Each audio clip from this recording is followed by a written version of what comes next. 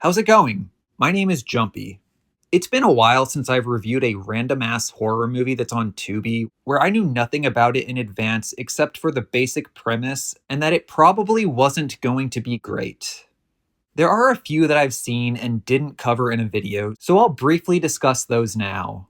After I watched the Saw movies, I watched a really bad Saw ripoff called Are You Scared? Unfortunately, it's just not that interesting. I did laugh a few times at how bad it was. It's only 79 minutes long and isn't boring. The acting and dialogue are both pretty terrible. I didn't care about any of the characters, and the twist is pretty funny. I enjoyed it a little more than Robert the Doll, which is currently the worst movie I've reviewed on this channel. But that could change by the time this video ends. Who knows? Something a little more interesting that I watched is a movie called The Night of a Thousand Cats. It's about a guy who kills women and then feeds her to all his cats. I like the cats. They're cute. Although I'm not so sure about keeping that many together all in the same room. The film is only an hour long, but they didn't have much of a story, so they really had to paw pad out the running time. After the guy kills the first woman, the movie spends the next 15 minutes showing him flying around in a helicopter and riding a motorcycle, unsuccessfully trying to pick up other women and find his next victim. And that was so fucking funny that it went on for so long and how he kept failing. I just couldn't stop laughing at that. And there was another movie called Beezel about a witch. It was so awful, but it's also unintentionally funny in spots. I watched it with one of my friends, and I kept making puns the whole time because the movie lent itself pretty well to it. When the man says he knows who's responsible for the murders, I also knew who is responsible.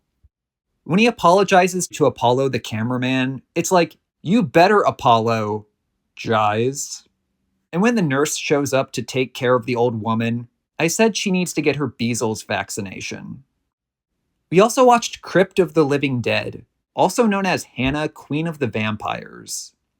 Spoilers ahead for this one. It was okay, but the ending was pretty amazing when the guy throws a lantern down at the vampire woman's feet, and she catches on fire and runs towards him while letting out the most hilarious scream ever. He runs to the side grabbing a tree, and she falls headfirst off the cliff. Alright, since I talked about dogs and dog movies so much in my last video, it makes sense that this time I'm talking about Dogman 2, The Wrath of the Litter. I actually found out about this movie the same way I found out about Mission Possible. I really like the Kevin Smith movie Dogma, and it finally got a 4K restoration last year. I knew it was going to get a digital release, so I looked it up on Fandango at some point to see if it had a page yet. It wasn't up at the time, and I just kept scrolling down in the search results and stopped when I saw something that made me laugh, which was Dogman 2. Afterwards, I googled it and saw that it was on Tubi. Unlike Mission Possible, I actually watched this one. Dogman 1 is also on Tubi, but I don't care about that. I saw the poster for the second one first, and I just want Dogman 2. Dogman it. And this isn't to be confused with the animated Dogman Kids movie that came out last year. I saw an ad for that once. It had some terrifying body horror in it. It's like it was trying to be 2025's The Substance. The Dogman movie I watched is a sequel, and it's live action. I jumped right to the second movie without seeing the first. Hey, maybe it'll be like Logan, where it's so good that it makes me want to go back and catch up on what I missed in the series. Dogman 2 was released in 2014, which is the same year as Birdman. I love Birdman. That movie never got a sequel. It didn't need one, but at least Dogman has that over Birdman. And I'll also give the movie a little bit of credit for the pun in the title. Runt of the Litter, Wrath of the Litter. It's not the best, but they tried, and it's fine. I wish I could say either of those things about the movie itself. Dogman 2's opening sequence is longer than it needs to be. A man is driving and talking on his phone. He has some flowers on the front passenger seat. The conversation doesn't go well, and he throws his phone on the seat and the flowers out the window. Then he has wheel trouble and has to change his tire. The movie tries to keep you on edge with the music, but it doesn't work. The man gets back in and goes to start the vehicle, and oh no, he left his keys in the rear hatch. It then cuts to them, and there's an I Love Dogs keychain, which isn't particularly funny, but it's a lot better than what's coming. At least this joke involves editing. He gets out, retrieves the keys, and walks back to the driver's side front door. But what's this? The movie finally answers my prayers and makes with the Dogman. The costume is very cheap and it made me laugh. But it's still actually better than I was expecting. I found it charming, even if that's not what I'm supposed to feel. The Dogman shuts the door on the man's hand and punches him in the face. The man falls to the ground and immediately dies from the punch and the blood loss from his partially ripped off hand. As far as I can tell, the attack and costume are supposed to be taken seriously. Aside from the initial surprise of the costume, it's not funny, and the scene isn't effective at all. We then meet a woman named Meg, who's a former cop now working at a bar. She turns on a radio and hears about the Dogman attack, and goes to check it out because she's dealt with this before. A Dogman throws some rocks at the cops and attacks them and chases a paramedic. The police shoot and seemingly kill Perro Hombre, but the beast runs away when they're not looking.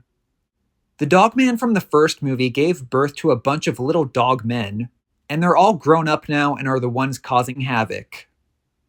There's also a guy named Hank who had a run-in with Dogman last year. He's played by Larry Joe Campbell, who I recognize from small roles in a few things, including a couple episodes of the TV show My Name is Earl. He was also in the movie Pacific Rim, which I really like. He's the best part of Dogman 2, but it was nothing more than just a few smiles. The keychain earlier was a prelude of the movie's intentional attempts at comedy. They just don't work that well overall. For example, Hank's sister-in-law lives with them. She doesn't like hunting, so she destroys Hank's hunting equipment. And she doesn't want to eat animals, so she brings them a vegan dish and throws out their meat. It's just really lazy and never finds the right tone.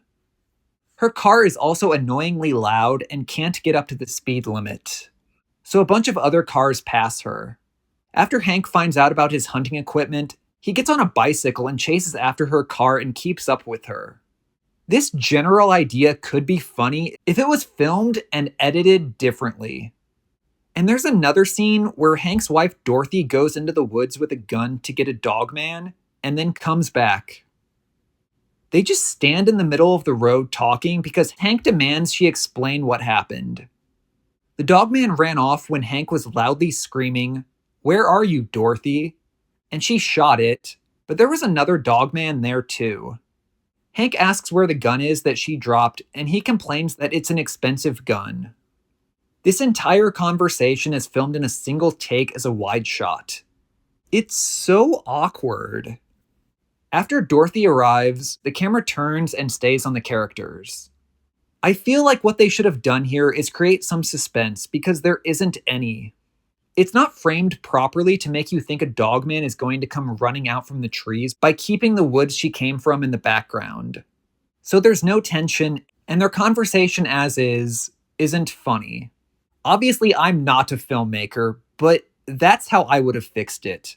Throw in some edits and close-ups, and frame some shots so there's a threat that something is still out there. Even have a Dogman in the trees back there that's hard to spot if you're not looking.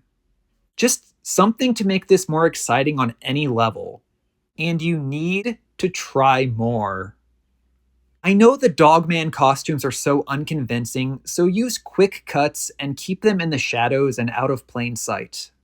I'm sure the people who made this have seen Jaws and know the problems with the shark and how they avoided showing it as much as they originally planned. The Dogman 2 people should have taken that lesson from Jaws. Don't show the shark if you don't have to. There's another woman named Frances who is raising a Dogman of her own named Sadie. All of the dogmen have poisonous bacteria in their claws, which explains the death at the beginning of the movie, so she dips them in bleach bi-weekly. On its own, that is so absurd that it's funny.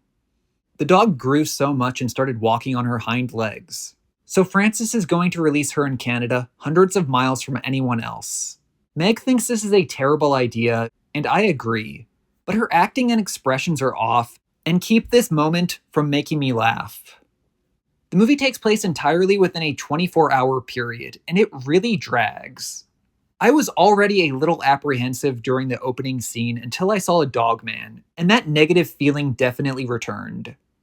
Scenes go on too long. They're sometimes repetitive, like Meg talks to a guy at the bar, recapping what we already saw with the cops capping the dogman and not killing the creature. Even if the movie isn't suspenseful or tense overall, I have to be fair. There's one mildly effective moment at the end in the dark in the woods. It's an easy setting for this, and the entire thing should have taken place at night, so they could hide the dogman costumes better. The movie also has one of the least satisfying resolutions I've seen in a while.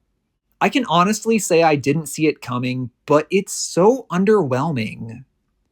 Spoilers ahead.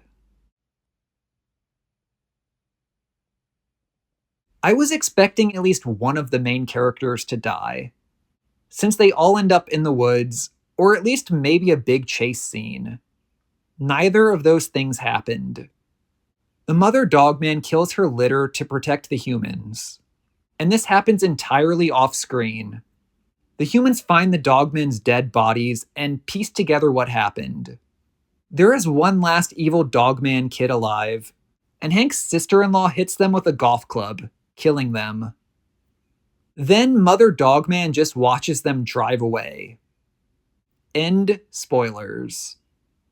I didn't enjoy this, and I cannot recommend it. My biggest complaint is that it's just lazy. There were a few jokes where I could see the potential, but they didn't work. It would be a lot better if the shot choices and editing were more interesting. It completely failed as a horror movie, and I'm baffled by some of the decisions in the writing. But I'm not mad at the movie, and I don't want to be too negative about it. I just really wish I had more fun watching it. I'm giving Dogman 2 a 3 out of 10. Unlike Logan, it doesn't make me want to go back and watch what came before it. I had to think about this, but I like Robert the Doll a little more. So Dogman 2 is unfortunately the worst thing I've reviewed on this channel. Thanks for watching, and I'll see you next time.